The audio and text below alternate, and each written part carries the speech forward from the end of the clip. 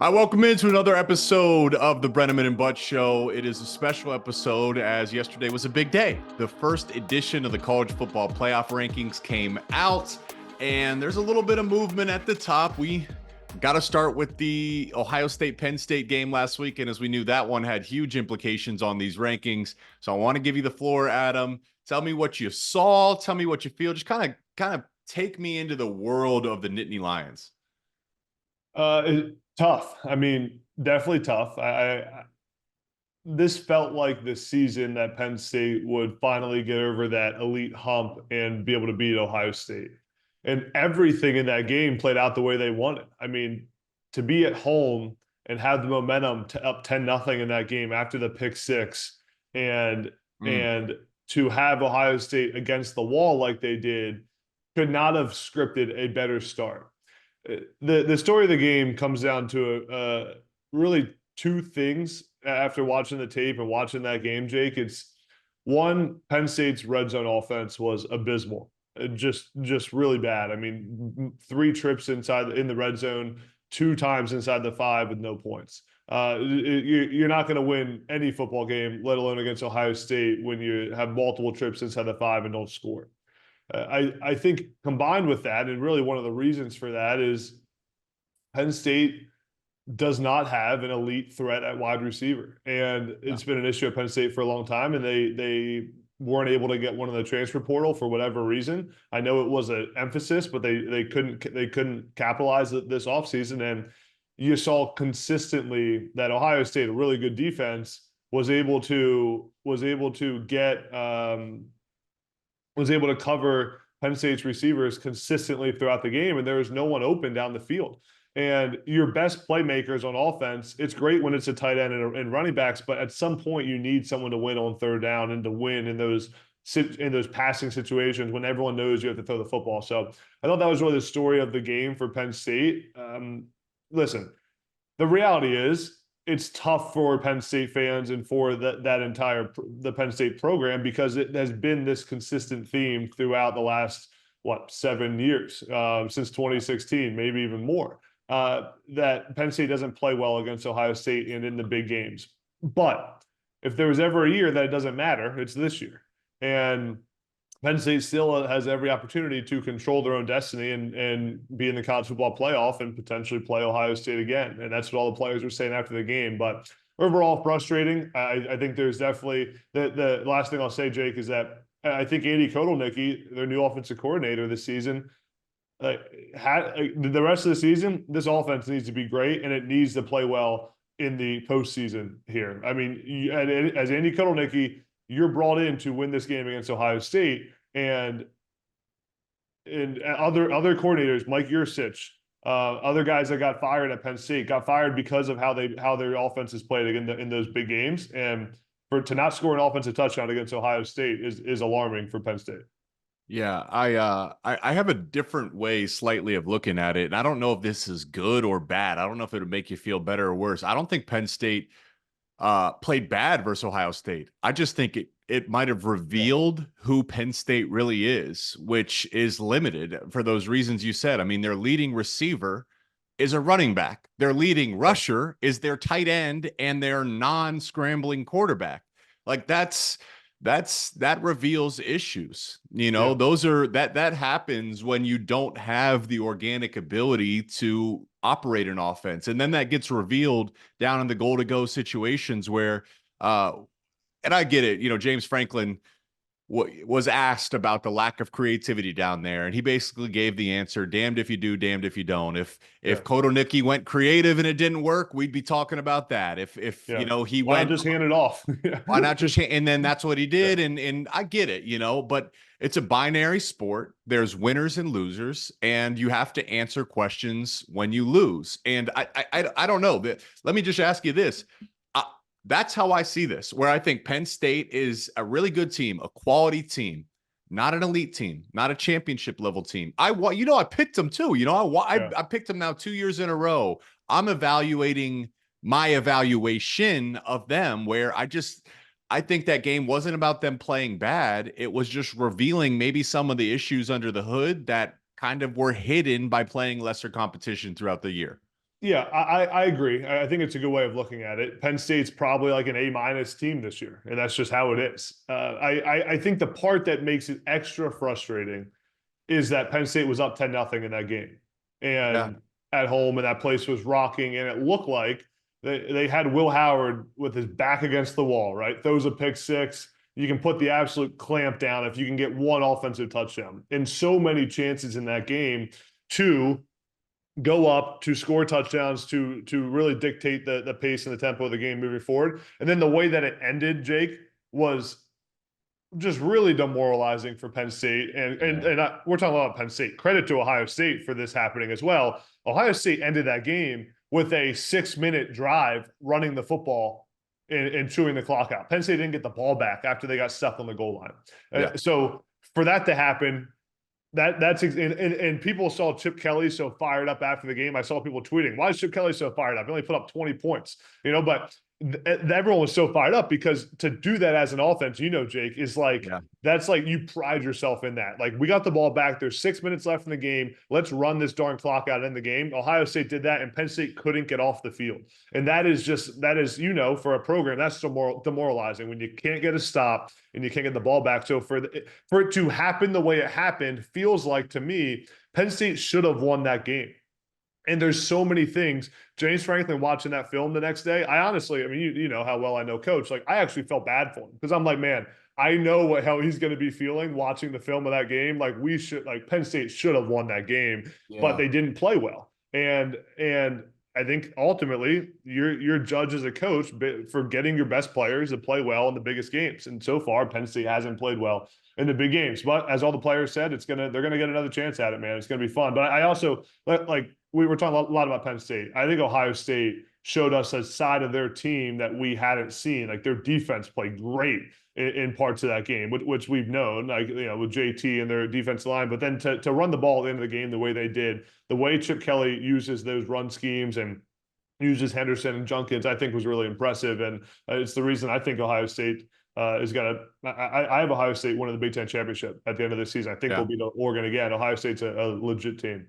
No, man, you're right. We got to give credit to the Buckeyes. Like, kind of up until this point, maybe the narrative for Ohio State was that they were like a trust fund kid where they got a bunch of resources, they bring in all this sexy talent, and then on the road versus Oregon in the second half, they run the ball for 19 total yards. And it's like, what the heck? Like, where's the attitude here? And that the way they finished that game, that's something we haven't seen from Ohio State. I can't tell you the last time, probably when they won the national title. But to have the goal line stop where sometimes, down there inside the 5, it's really actually not about scheme for the most part. It's about attitude. It's about like will. It's something else about of how you succeed down there. And Ohio State found a way to get the stop. And then starting with that quarterback sneak, Penn State had to know the sneak was coming. Everyone knew the sneak was coming, and they break off 5 or 6 yards. That's attitude to me. And that's something that can't be bought through NIL. It can't be bought by bringing in better football minds. That's something of Ohio State saying internally, we're tired of losing these games. We know we're better than our overall record. We're better than the product we've put out. We will refuse to be denied. And they basically, to do that, you have to take it from your opponent too. And they took it from Penn State. So it's beautiful because there's this paradox and this balance of Ohio State, the beauty of victory on the road, but it's also taking it from Penn State, just taking the will from them. That obviously that's painful for the Nittany Lions. Now, hey, real quick though, there's a lot of ball to be played. Penn State hosts Washington. I think Washington's a lot better than their record. Minnesota, they still got Minnesota on the schedule. That's a team that's, to me, very, very dangerous. What's kind of the message at this point? How does Penn State, what's your level of concern, really? What do you want to see from Penn State down the stretch of the season now? Yeah, I think first, Penn State needs to get back to being the dominant run team that they have been when they don't have the receivers to win down the field. And that's just the truth. Let's not sugarcoat it. Penn State has a receiver room that wouldn't start at most places in the Big Ten. But they do have a good offensive line, and they have 2 of the best running backs in the country, and Tyler Warren's the best tight end in the country. So get back to establishing the run and being that dominant run team that then can use play action off of it.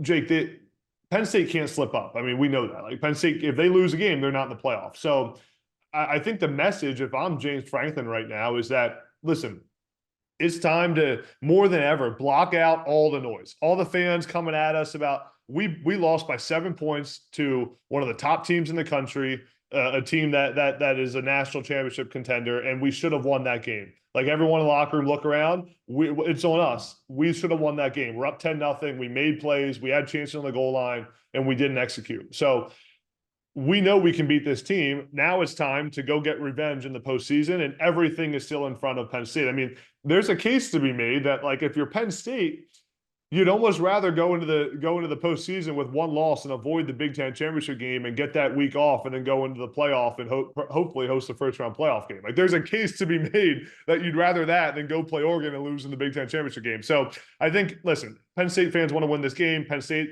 players want to win this game, but everything's still in front of them. So it's now just about executing through the rest of the season. You're right, Jake. I mean, whiteout game this weekend, Washington.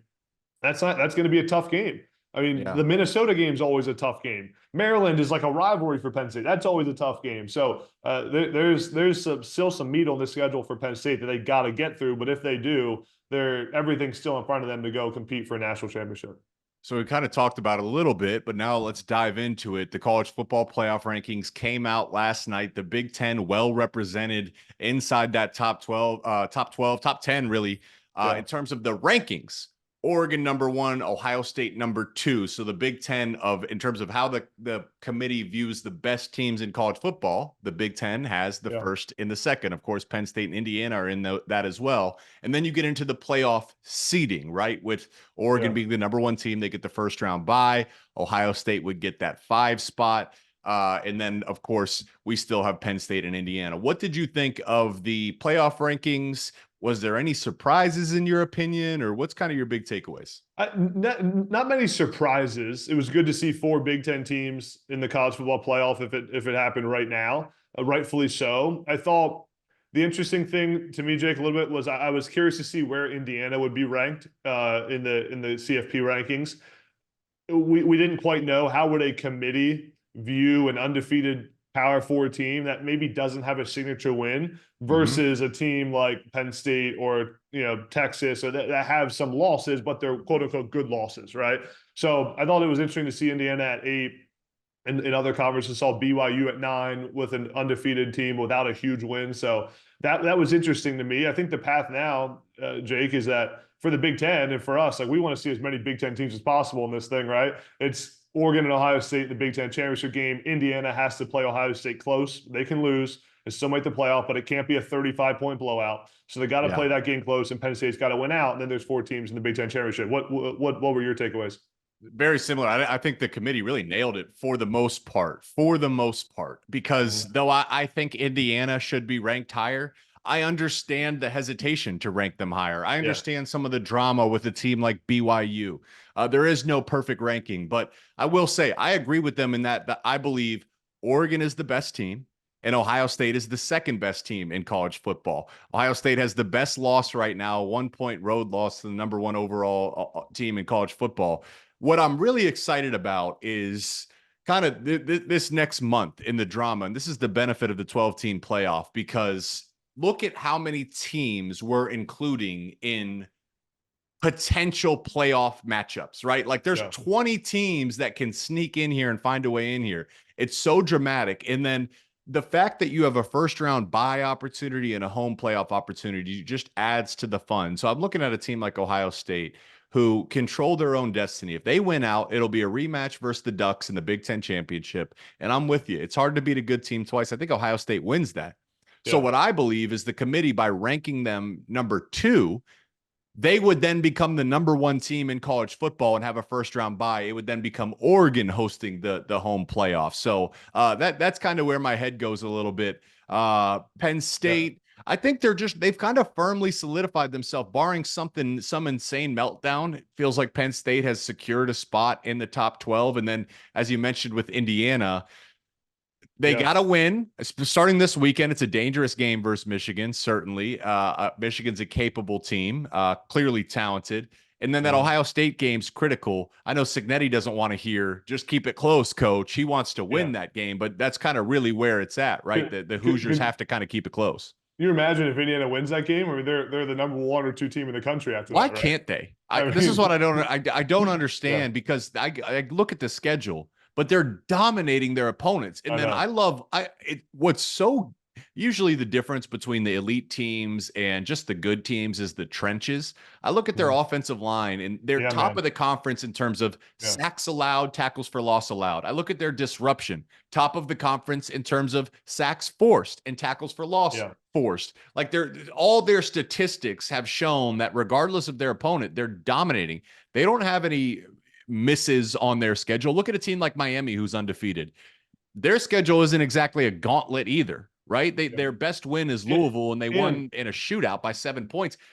Indiana's dominating everyone. So what are we talking about here? Yeah, I was just going to say, I'm not sure that there's a real case for why Miami's 4 and Tennessee's 7. I mean, Indiana's 7 or Indiana's 8. I'm looking at the playoff rankings in front of me as we were talking as Indiana's 8 because Miami, I mean, they've been in like 3 close games. Indiana's won every game. And losing a lot of those games too, right? Yeah, they needed some crazy calls to make it happen. So it was just interesting to see how the committee looks at these undefeated teams. Indiana's got a chance to correct all that and become the 1 or 2 team in the country if they beat Ohio State. I mean, how about though based on this week's playoff rankings, Notre Dame at Penn State, first round of the playoff. I mean, inject that into my veins, please. So get what you got it up in front of you. Ohio State would play Boise State before playing BYU. Is that correct? Correct. Yeah. They'd be a Boise State, Ohio State in the first round. Winner plays BYU. Indiana, Tennessee. Winner plays Oregon. Bama, Texas. Winner plays Miami. Notre Dame, Penn State. Winner plays Georgia. Hey, no disrespect, but I think we're all thinking it. So I'll speak as a voice of the people. That 5 spot, if that's how it plays out, is looking real coveted. You're playing the group of 5 team.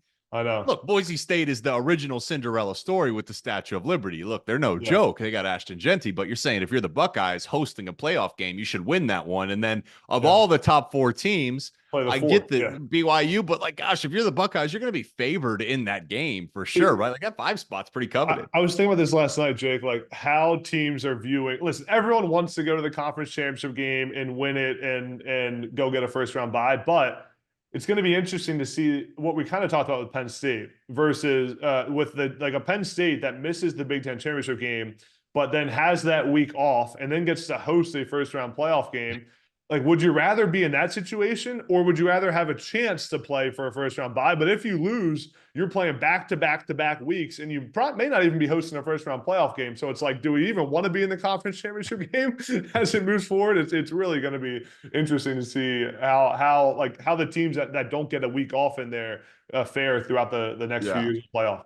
You know, and I know, like this is stuff we'll talk about and discuss, but no coach is conceding victory for what could be like no chance. That's not how this works. So I'm going too far on the media side there. Just got to trust me, I'm thinking it too. I think a lot of people are thinking it. So, all right. Well, listen, it's the fun time of year. We're into November. It's like this is championship season. This is where things really start to heat up. So, looking forward to covering with you. Looking forward to covering it with you guys, our viewers.